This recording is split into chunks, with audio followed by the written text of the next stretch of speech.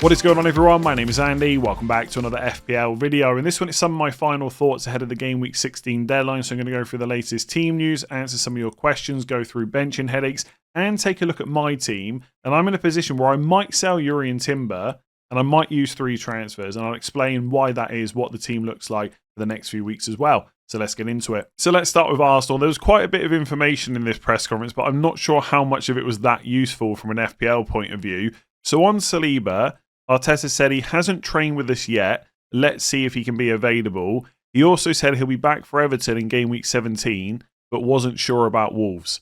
So he's a doubt this week and should be back by 17. So if you've kept him this long, whether you sell him this week or not will really depend on whether your team can withstand a benching or him just being out of the squad altogether. Now, I would assume with someone like Saliba, it's play 90 minutes or don't play at all.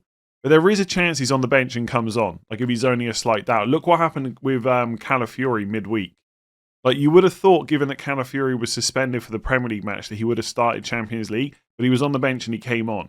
So there is a chance that could happen with Saliba, but the most likely outcome is 90 or 0 minutes.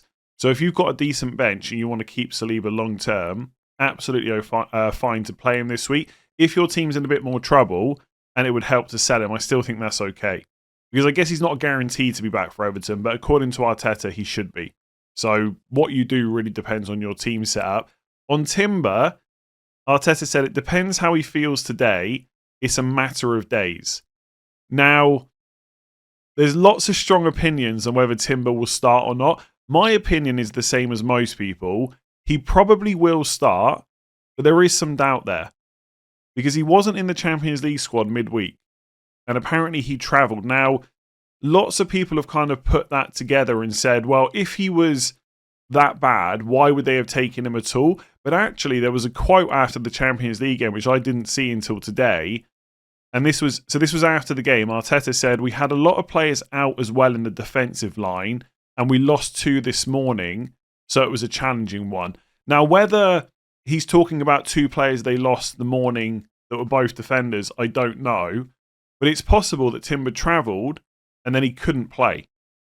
Maybe. Maybe I'm just putting 2 and 2 together and getting the wrong answer, right? And it's also worth saying, for my team, it might be quite handy to be able to sell Timber this week. So I am kind of looking for reasons to do it.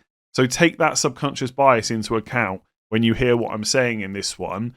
But he is a doubt. I think anyone that's like 100% certain Timber will start is kind of kidding themselves. But my prediction would be a start, especially with the amount of injuries they've got. Like if Saliba does miss out and Timber's not available either, with the Mosquera injury, they're back to playing like someone like Norgard at centre-back like they did in the Champions League. So I think Timber will be given every chance to play. But just keep in mind, Arteta said it's a matter of days about Saliba. And that was about 3 or 4 games ago. So there is some doubt there. Like, my thinking with Timber is, and I'm sure I'll talk about this again when I talk about my own team. Let's say he doesn't start and you want him as a long-term pick. That's obviously fine because he's still first choice. No matter how well Ben White has played recently, I'm pretty confident Timber is absolutely first choice and will start the majority of games. But will he start all of them, even if he's fit? He just got benched in Game Week 14. Now, the midweek fixture for Arsenal is Game Week 19 against Villa at home. You'd think, given they just lost to Villa away, that it'll be a full-strength side, even though it's midweek. But could it be pretty much full strength with Ben White right back instead of Timber? Maybe. There's going to be some doubt there. Again, most people, especially Timber owners like myself, will be pretty confident Timber will start 19. I was also pretty confident he would start 14, and that didn't happen. So, I'm looking for an excuse to sell him because it would make it easier to get Foden. But if there's a chance he misses Wolves, and then he misses one of those games 17 to 20, do I need to worry about him? Like the one I really want is Gabriel anyway, so maybe I just come back to Arsenal defence when he's back. I think for most people, especially if you've got a good bench, you should keep Timber and play him. But again, like I said with Saliba, what happened with Calafiori midweek, it's not a guaranteed 90 or 0. Like maybe if he's slightly not right to start, they might have him on the bench and bring him on later on. One thing people have also pointed out to me is Ben White's played a lot of minutes recently. And you could frame it that he's had a lot of rest, so that's fine. but he's also not used to playing that many matches. He's not played that many minutes in the Premier League this season. So potentially we could even see a scenario where Ben White starts, Timber comes on, plays right back later on for 15, 20 minutes. I don't know. If you're one of the people that has already messaged me and tweeted me to say Timber's definitely going to start and you own him, please just keep him. If you're confident he starts, which you probably should be, then he's a great hold for Wolves at home. But selling to someone like Nkappi for me, or Nkappi I should say, is just more money saved. So it's kind of handy. So I'm thinking about selling Timber, but that's very team specific. If I already had Foden in place, I'd probably take the risk with Timber. So again, you're going to have to decide what to do based on your team setup, preferences, etc. On Declan Rice, he said, let's see how he is today. He was ill. Normally in a few days it gets resolved. I think Rice will probably be fine. Like, he missed the Champions League game through illness. They always use him in the Premier League. He's probably okay. The only thing to say, it is Wolves at home. And I don't want to be too disrespectful to Wolves here, but I'm pretty sure Arsenal could play exactly the same team that played in the Champions League a few days ago and still comfortably win this game. He doesn't have to take any risks in this match. So if Declan Rice is not 100%, could you see like Zubimendi behind Odegaard and Eze? It's possible. So if you've got Rice, I would absolutely just play him. I wouldn't sell him. If you're thinking about buying him, there is some doubt there, but I suspect he'll be fine. So just on some of the other team news, for Liverpool, Arne Slot said that Isak got a knock in the first half of the Champions League game and said, let's see how he's recovered from that. So he's not completely ruled out, but he is a doubt for game week 16. So I absolutely would not buy Isak. If he's a doubt, that does have knock-on effects. Ekitike's minutes look quite good. So if you want to take a punt there, there's an opportunity to do that. And obviously with Gakpo out and Slot confirmed it's a muscle injury, Ekitike and Isak might have to play together quite a bit when they're both fit. So Ekitike is an okay punt. I still think for, more than 8 million, and for a lot of people restructuring to like a 3-4-3, it's probably not worth it, but I don't hate it. Liverpool's fixtures are pretty good. And obviously if Isak does miss out, that means that Szoboszlai presumably will be first choice penalty taker as long as Salah's not on the pitch. Because when he took that one in the Champions League, Isak wasn't on the pitch. So we're not 100% sure which of those two would take if they're both on the pitch. But if Isak's not going to play, then it's fairly straightforward. But saying that, Slot did say he'll talk to Salah. So Salah's not completely ruled out from playing game week 16. I think based on what's happened, we have to assume Salah probably won't start. And I absolutely would not pick Salah on a free hit team. But if he is on the pitch, I think he'll probably take penalties. So Szoboszlai, not a bad option, especially if he's going to play 90 every week with penalties. But remember, he is on 4 yellow cards. For Bournemouth, Iriola hopes that Senesi will be available on Monday. He said he finished with cramps last week and is still dealing with some issues. Now, before you ask me what those issues are, I do not know. But the game isn't until Monday, so I think there's a fairly good chance he will play. And they're running out of centre-backs at the moment. The other thing with Senesi is it is Burnley at home in game week 17. So if you can bench him this week and then have him next week, presumably if he's a doubt but could be okay for Monday this week, he'll be fine for game week 17. Bournemouth play, let me just double check here. Yeah, they don't play again until Saturday. So presumably he'll be fine for 17. You might suffer a price drop in between that, 16 and 17. But basically, long story short with Senesi, if you need a defender this week, he's absolutely sellable. If you don't and you can bench him, then he's quite a good hold for game week 17. Which way you play it, you guessed it, will depend on your team. I'm going to talk about this again later. There are so many different ways to play FPL at the moment, depending on team structure, how many transfers you've used and stuff like that. Like for my team, it makes sense to probably keep Senesi. But in a different world where I had other problems to deal with, I might be selling him this week. For Chelsea, Palmer is available. Maresca also said he finished the session with a mixed feeling, but feels he's okay. I've said this before, Maresca just doesn't take risks with players. And I think Palmer will start this week, but the minutes could be like 50, 55, 60, something like that. So if you want to take the risk on free hit, go for it. But it is a massive risk in my opinion.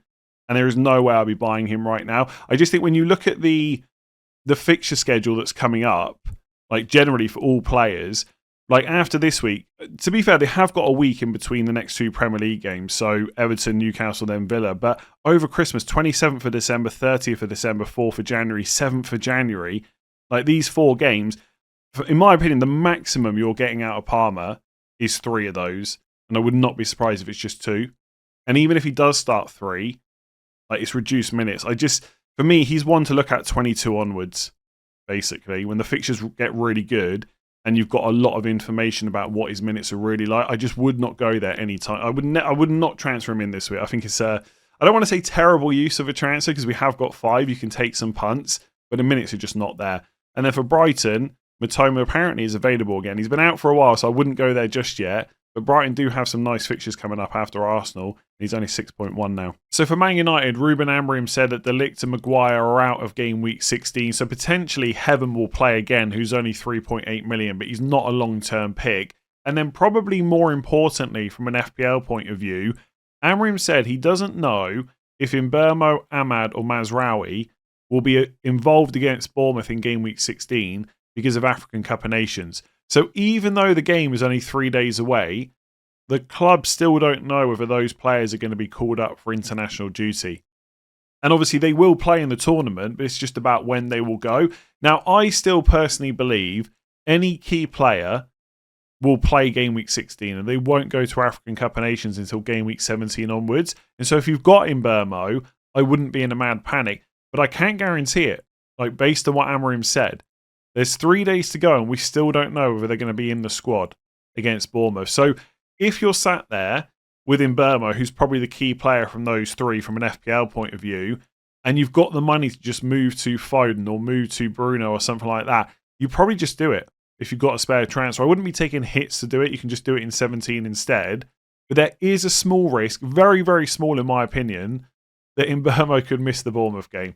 It's crazy that these things take this long, but I guess the club and the respective countries are just still in constant discussion. So we'll see what happens.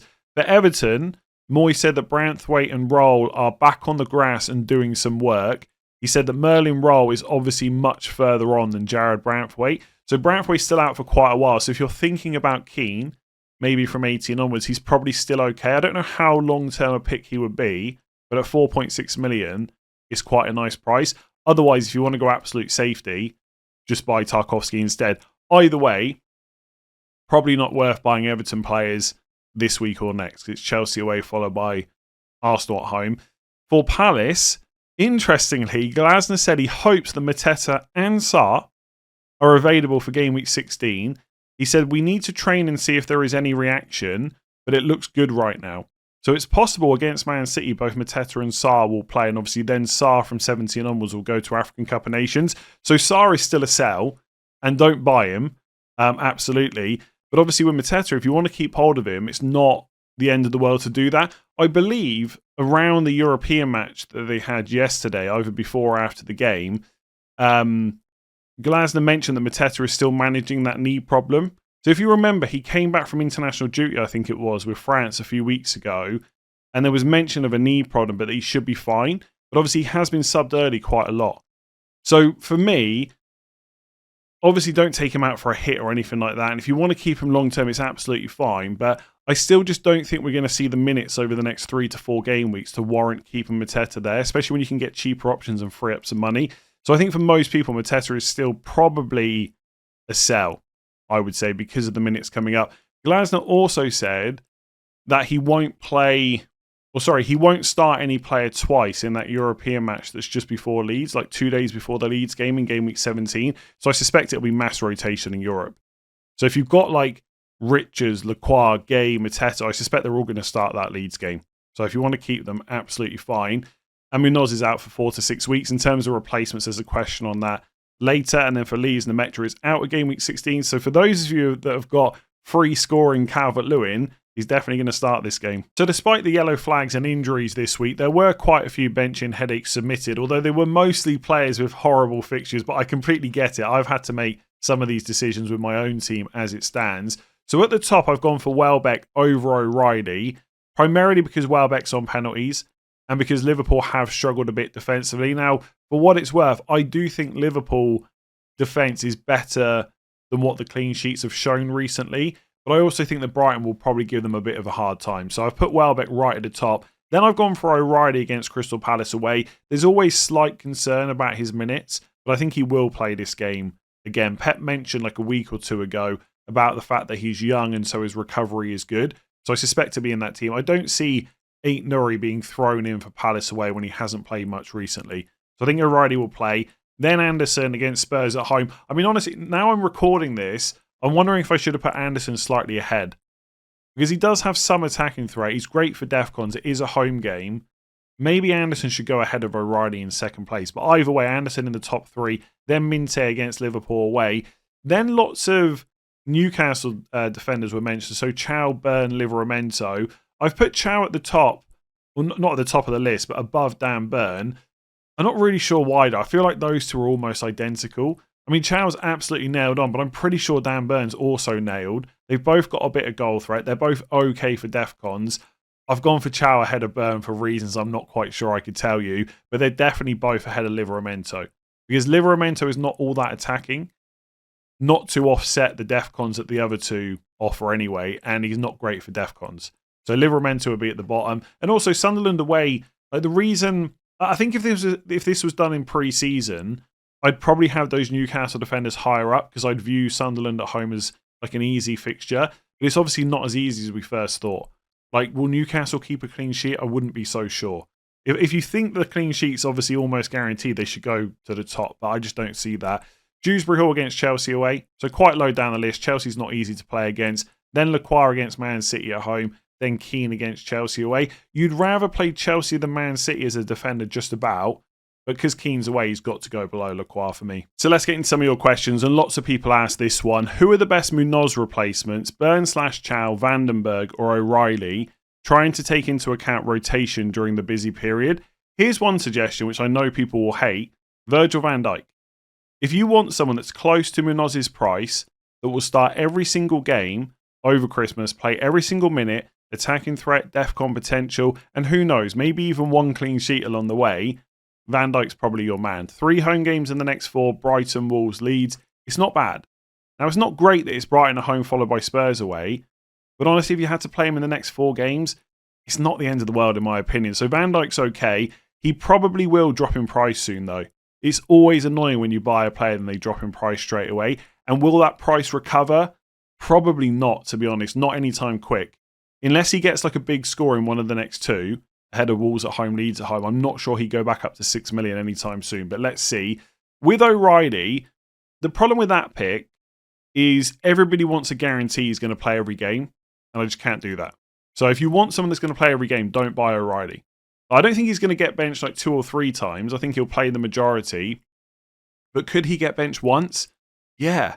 Over Christmas, could Pep say, well, I'm just going to play Vardy or Ake left back? Of course it could happen. But I don't think it necessarily makes O'Reilly a bad pick.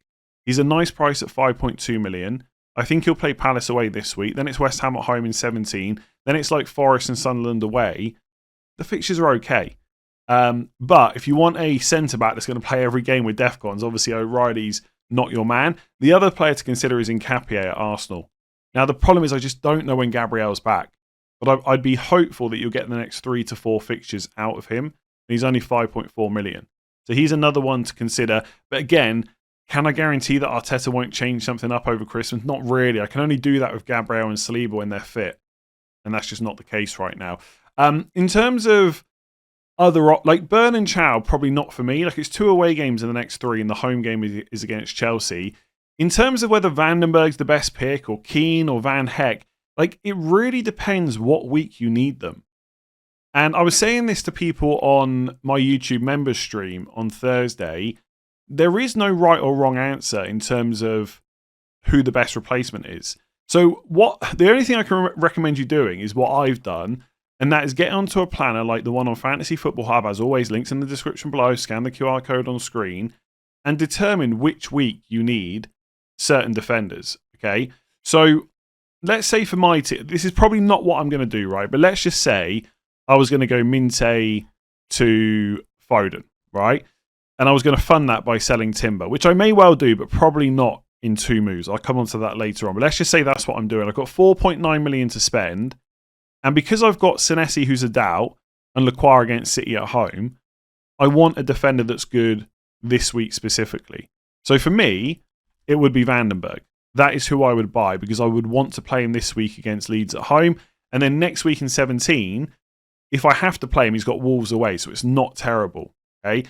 So I would probably buy Vandenberg. Does that mean he's the best 4.5 million defender over the next 6 to 8 weeks? Probably not, actually. But in the very short term, he's good. Then I would get on to game week 17. And ideally, I mean, I would probably just play Van Dijk over Dewsbury Hall. Actually, this is a bad example, right? Because my defence looks quite good. But let's just say I went a different route where I needed a defender in 17. Well, I wouldn't buy Vandenberg. I would probably buy Van Heck instead. Because this week, he's got Sunderland at home. And then in 19, it's West Ham away. And in 20, it's Burnley at home. So he's quite useful. If I got to game week 18 and I needed a defender and I wanted someone cheap, then I would buy Keane. Because he's got Burnley away, Forest away, Brentford at home, Wolves at home. The 4 fixtures between 18 and 21. So he's quite a good option. Likewise, if you are, let's just go back to the question a second. Let's say you're selling Munoz this week to put money into your attack and you don't need the defender this week or next week, then I would probably buy Keane. Whereas if you want a defender to play this week and next week, I would probably buy Vandenberg. So I'm not trying to like sit on the fence and get out of answering this question. But you're going to have to figure out which weeks you need these defenders. Like, I will probably buy Vandenberg this week, but I will need to play him this week. If it was to free up money for a future week, it would be Van Heck or Keane, almost certainly, because I think longer term, they are probably better. So game weeks, like that's cheap defenders as well. Obviously, the more expensive ones, it's really only O'Reilly, Nketiah or Van Dijk, I think. In terms of cheap defenders, I think this week, like I said, Vandenberg. 17, Van Heck is quite nice. I probably wouldn't buy Senesi in 17 because after that the fixtures aren't great, but as a one week option, not bad. If you want to buy the defender for 17 onwards, you've got O'Reilly. Like if you want to skip him for Palace away, you could buy him against West Ham at home instead. Maybe Palace players against Leeds, but probably not. When you go to 18, like I said, I think it's just Keane and Tarkowski. They got good fixtures after Burnley away. Maybe even Mukiele. If you needed someone in 18 who's super cheap, 4.2 million, Leeds at home, another option you could go for. And don't laugh at the back, but game week 19, Man United have got Wolves at home, then Leeds, then Burnley. Maybe a short-term move. And by that point, you would have seen a couple of games during African Cup of Nations. Amad Diallo's going, and so is Mazraoui. So it's possible that Dallo and Dorgu will be the wing-backs, and Dorgu's pretty cheap. Now, long-term, he's a terrible pick, but maybe for AFCON, he might be okay. So that's someone you can look at then, or you come back to Van Heck because he's got West Ham away, or you just buy Keane because he's got Forest away. So they're the main ones I'm looking at. Keane, Vandenberg, Van Heck as cheap options. I feel like I've forgotten someone. I think I've looked through so many different defenders in the last couple of days trying to figure out how to get phone. They're the main 3, I think, in 16, 17, 18. Vandenberg, Keane, Van Heck, depending on when I need them. Newcastle, I don't know. I'm just not really that bothered. I know Chow was like a huge bandwagon recently and a bit unlucky to lose the clean sheet against Burnley. But like a derby away to Sunderland doesn't... I'm not convinced of a clean sheet necessarily there. But I mean, Newcastle are the better team. So you never know, right? They could go there. Could be a win to 0. I would expect Man United to score at home, probably. Chelsea's not great. Then it's Burnley again, which is... like this run's quite nice, 19 to 23. I mean, one of the home games is Palace. One of them's Villa. It's not easy. Burnley's good, but it's away. Wolves is good, but it's away. I don't know. I would come back to Newcastle 19. I probably wouldn't look at them. Is there any other defenders? Oh, there is actually one defender I've never talked about, which I should do, is Chalobah. Because I think outside of Newcastle away in 17, they have got 3 home games next 4. Everton, Villa, Bournemouth. And then, okay, it's Man City. But when you get to 22 onwards, the fixtures are really good. And we know Chalobah's first choice. So potentially, if you wanted to go long-term pick, you could go Chalobah at 5.3. But would I pick him right now for the next 3 to 4 game weeks over Nketiah or O'Reilly? Probably not. So it's only for those of you that want to put someone in, like, for ages, basically. Yeah, I don't think there's... like, Palace defenders are fine to keep, but I probably wouldn't look to bring them in right now. Villa, I don't get the hype. It's Chelsea away, Arsenal away in kind of 18, 19. That's about it. I think I've literally named every other defender out there. I mean, Van der Ven, I mean, maybe later on, but not now. Again, it's 3 away games next 4. Forest, Palace, Brentford. The home game in 17 is Liverpool. Maybe come back to Spurs 20 onwards. Like, this is what I'm saying. When do you need these players? That's what you've got to consider. Yeah, I think that's about it. So if I had Munoz, I'd probably be looking at an Arsenal defender if I had a spot, and Vandenberg this week. Yeah, there's a lot of choice. Go and figure out which week you need them for. So there were quite a few questions about Arsenal players, so I'm just going to answer them all in one go. So first one, can you share your thoughts on Nketiah versus Ben White? Now, if you're on free hit, I would maybe consider Ben White because I'm pretty sure he's going to start. Even if Timber is fit and available to play, surely it will be centre-back. Like if Timber's fit, I would expect the back four to be Ben White, Timber, Nketiah, and then Lewis Skelly.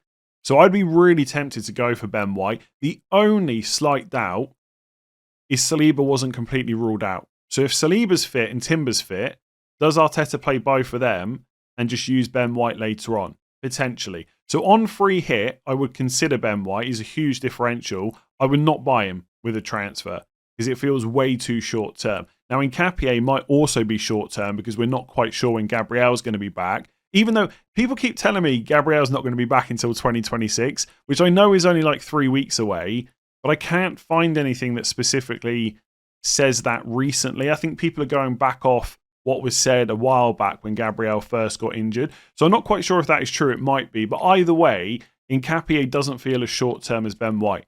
I reckon you'll get the Wolves game out of him and probably Everton too.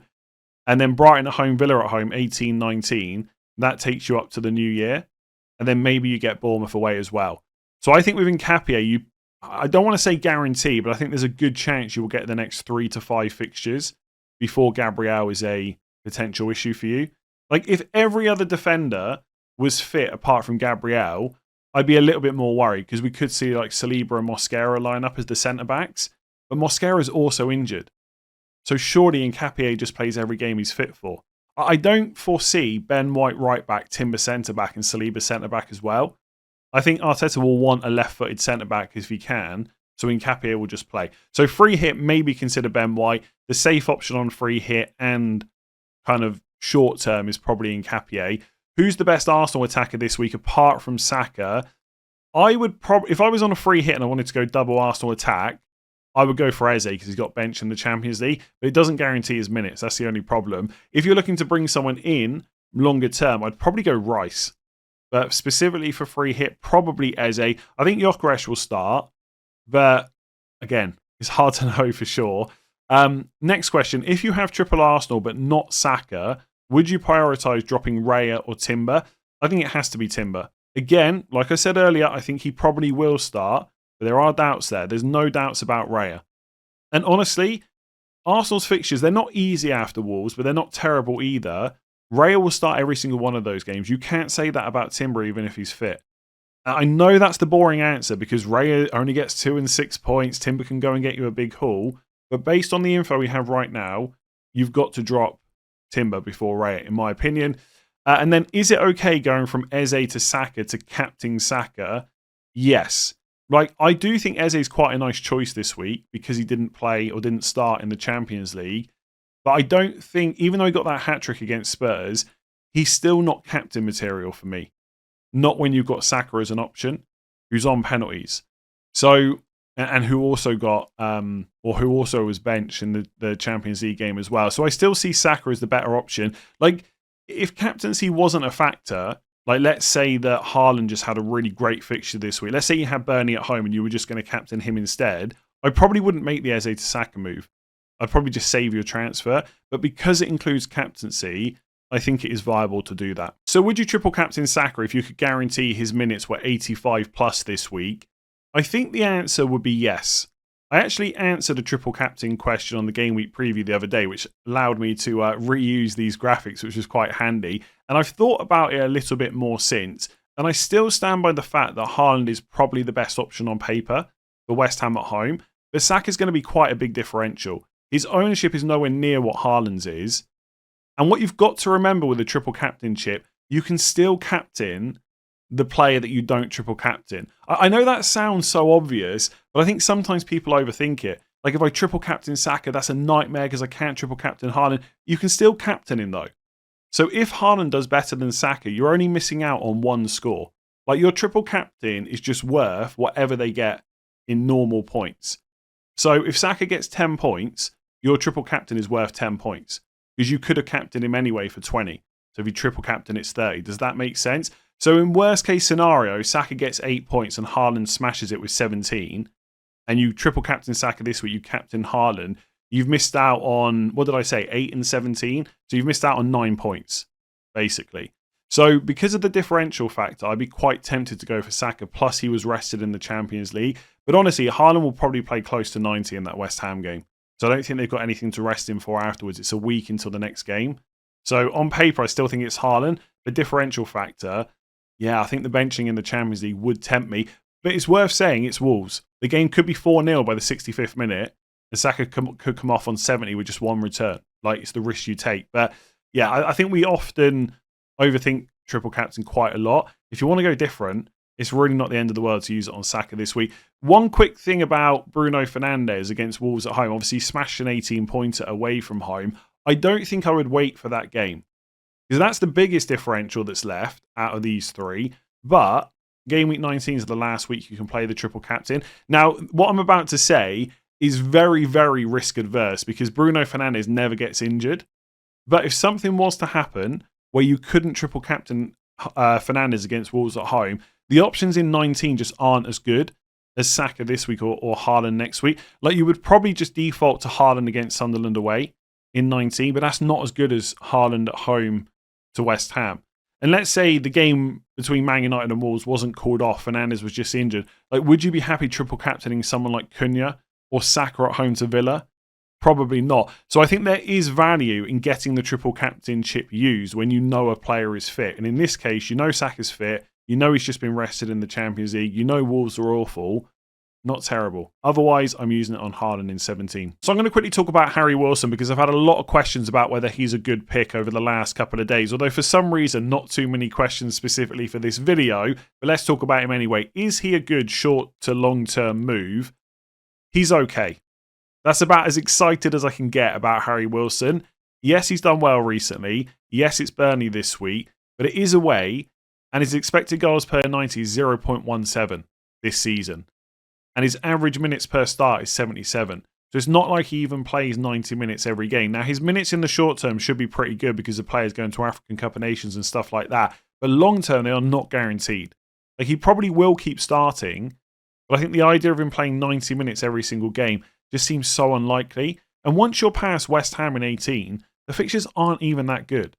Palace away in 19, Liverpool at home in 20, Chelsea at home in 21. So Burnley away, Forest at home, West Ham away, next three are not bad, but two of them are away. Like, we've got 5 free transfers. If you want to take a short-term punt on Wilson because he's playing Burnley, he's only 5.3 million, then you want to bring in someone later on, that's absolutely fine. That's exactly how you should play it. But if you want a literal 1-week punt this week, I'd rather go for Utara. Like, his XG per 90 numbers are just better. And he's at home to Leeds, which I'm not saying is necessarily better than Burnley, but he is at home rather than away. So I'm not really sure where Wilson. I mean, Dango Utara is more expensive, right? You might just not have the money for that spot. In which case, yeah, I don't know. Maybe I'm being unfair. Wilson's only 5.3 million. Like, he's not a terrible option whatsoever. But if you had a bit more money to spend for a 1-week punt, I do prefer Utara. If you need someone for the next 3, Wilson's quite good. My prediction is, in a game week or two, we won't hear the name Harry Wilson anymore, apart from should I transfer Harry Wilson out?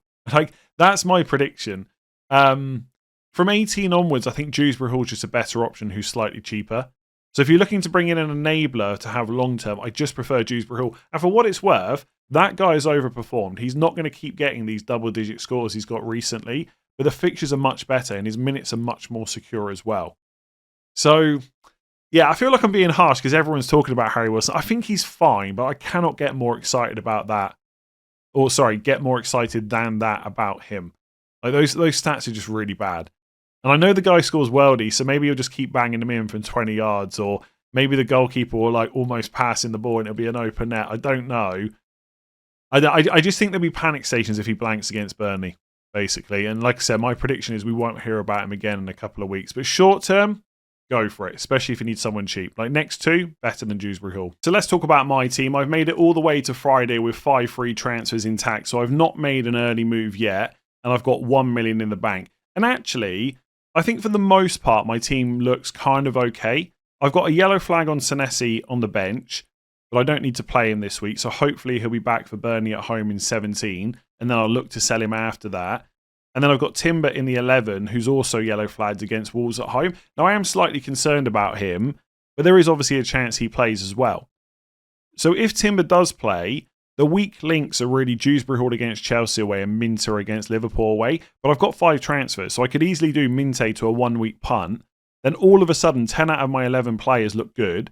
It's just Dewsbury Hall against Chelsea away. That's not a massive problem. But I also don't own Phil Foden. Now, I'm sat here on Friday afternoon. It's currently 2:30. And I must admit, I'm not that bothered about having Foden this week for Palace away. Like, is he good enough to get a return or two in that game? Of course he is. He's a really good player, but he's not essential this week. So I'm not that concerned, but I probably will want him for West Ham at home in 17. And the problem is, as I mentioned yesterday, his price just keeps going up. I survived last night. He didn't go up in price again, but he probably will tonight. That's 8.7 million. He'll probably go up early next week. That's 8.8. And all of a sudden, I'm forced into early moves next week, and I missed the one tonight.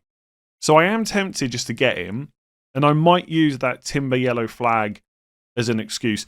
I'll be honest, the 5 free transfers, obviously I'm happy to have the moves to deal with any issues, but it does also create like a headache because there's just too many options. And my thought process on what to do basically changes by the hour.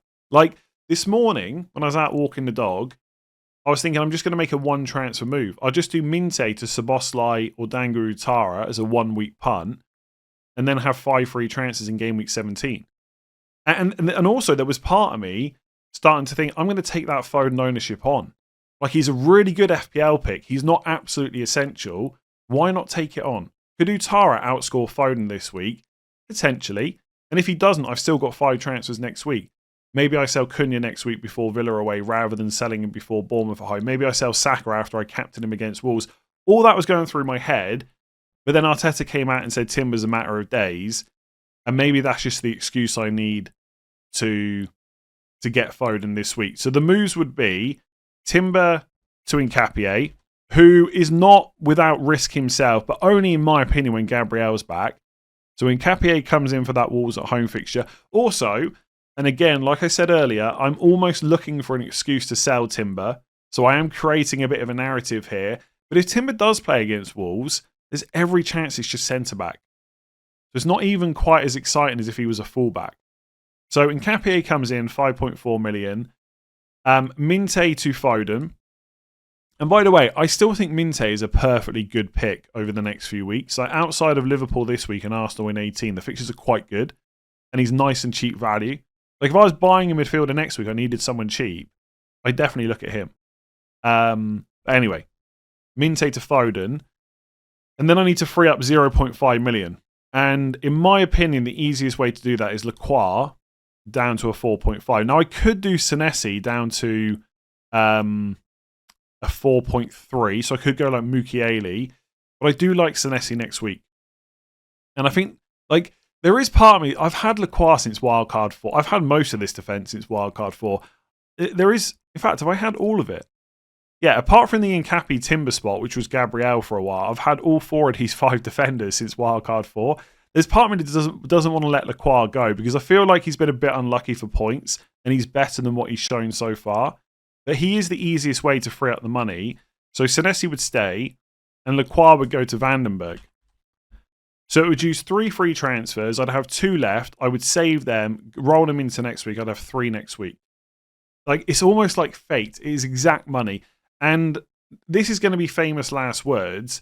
But once Haaland, Guiu, Thiago, Saka, Foden, Dewsbury Hall, Fernandes and Cunha are in place, there is no transfers to make there for quite a while. Now, it might be that I get to game week 19, I think, well, Saka's going to get rotated. He's not worth the money. I'll spread that around. Absolutely, that could happen. Cunha might be awful as a pick. I can decide that later on. But even if Cunha does end up being bad over the next couple of games, like the longer I leave him in the team, the closer I get to Wolves, Leeds, Burnley in 19, 20, 21. I'm going to want him for those games. So this attack, in theory, is just really good. And because I'll have 3 transfers next week, if I roll next week, I'll have 4 in 18. If I want to spread some money around, I can. Like if I decide that Saka's just like, because I'm not going to captain Saka now for a while after 16. If I decide that I want to sell Saka, then he could go down to, I don't know. Let's say Semenyo next week when he plays Burnley at home, and Dewsbury Hall could go up to like a 7.5 if I didn't want to have that cheap value spot in midfield. So someone like Sharda or Szoboszlai and put some more money in defence. Like there's a ton of options. The only thing that slightly worries me about making the triple move this week is if Timber ends up just being good still, then it's probably better to do Saka to Foden next week and then upgrade the Minte spot with the money and just keep Dewsbury Hall. But I think this midfield is fine. Like I think it's always worth considering which players you don't have that not that could hurt you necessarily, because there's always going to be players you can't own, but that other people have that I don't, that I might want. I just don't know who that is in midfield. Like Minte's fine, Szoboszlai's fine, Sharda's fine next week. Like, these are all good picks. Bruno Guimaraes, Declan Rice, they're all fine, but I don't think I'm going to be sat there any week worrying about them. Like Cunha is basically my differential. I think we can all agree Saka, Foden, Dewsbury Hall, Fernandes are just good picks right now. So Cunha's my differential. I'm okay with that. I've still got an Arsenal defender in place. Van Dijk's still pretty good for Christmas. The only other slight concern that I've thought about, it leaves me with nothing in the bank. So I have looked over the next few weeks and I might need to like move cheap defenders around. And Michael Keane is already 4.6. He could go up to 4.7. Senesi's probably going to drop in price at some point. That means I'll only be able to sell him for 4.7. There's a slight risk there, but there's always another option. And so that is my preferred moves right now, essentially. So if I should have already done this. I didn't. Just let me quickly fix it now. If I just put Foden in here on the My Team Tool on Hub, and then just put Vandenberg in for Lacroix and Timber out for Nkapie. It also, by the way, and this is only a minor thing because I don't mind having to play Dewsbury Hall this week if I had to, but it also lets me bench Dewsbury Hall.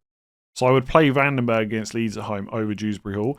So it'll be 4-4-2 this week. Defenders against Wolves, Brighton, Leeds at home, Burnley away.